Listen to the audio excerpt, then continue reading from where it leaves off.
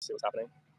And I'm testing out this microphone, and I'm testing out the guest hosting system. And if you can hear in the background, there is a generator going. And in the foreground, there is a gigantic queue outside Komaki Station, Komaki Fire Station.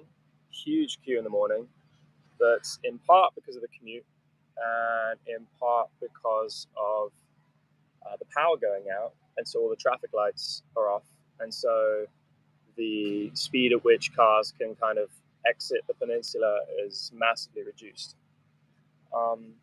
And I think this is a perfect kind of reminder for me of just how grateful I am for basic infrastructure.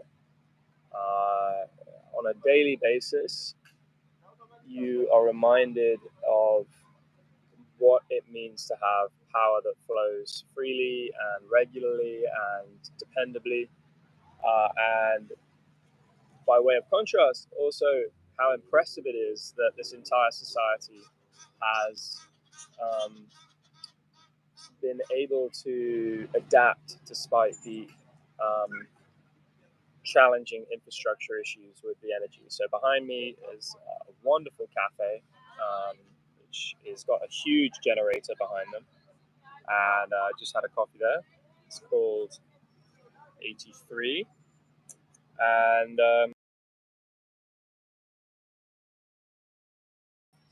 yeah,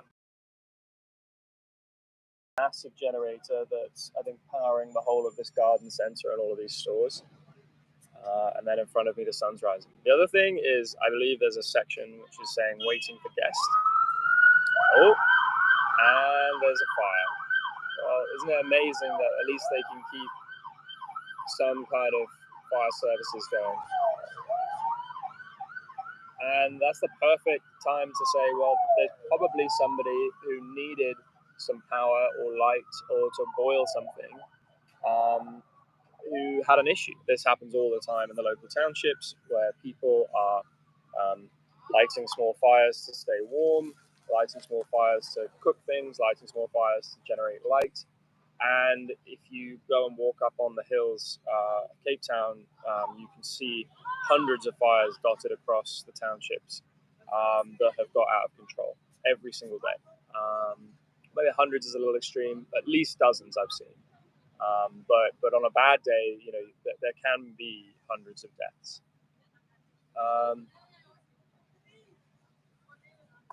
Yeah, so I guess the thought that kind of permeates when I'm spending time out here is I hope that this accelerates these people into the future where they control their own local grids or individual grids. I hope that the cost of solar eventually plummets, the cost of battery eventually plummets, and that people and villages and communities can begin to install the absolute kind of leapfrogging infrastructure so that they don't depend on the local municipalities and the routing of funds into and out of these into and out of these communities. And that I hope that long term this actually strengthens South Africa, that they are now incentivized to have everything from generators to solar panels to batteries to backups to water power through gravity. There's some amazing installations of large lakes on some of the hills that can generate hydropower because there's a lot of rain on some of the hills, and then obviously a lot of kind of built up potential energy in those hills because they're very steep. So you can get water moving incredibly fast down some of these tubes, I'm told.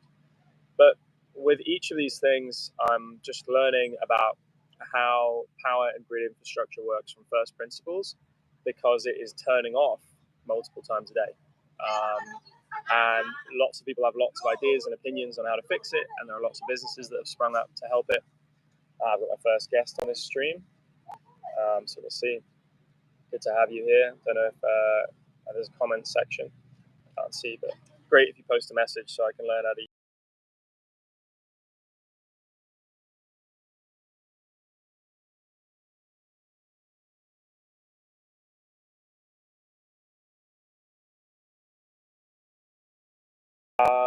Yeah, a lot of people find it funny when you're standing there with a microphone and an iPad, and they're wondering what's going on. So yeah, that's really the thought that's permeating this morning. I just pulled over because the traffic was so slow, and I saw this wonderful little coffee store and had a brilliant espresso. These guys are absolute legends. And yeah, every day I'm learning something new in this country, because in some ways it kind of feels like California from the early 1900s. Flex and Pop, greetings from Berlin. Well, thank you very much for saying hello and for tuning in. My brother's based in Berlin, actually. He's a programmer, and he works for a company called Chainflip.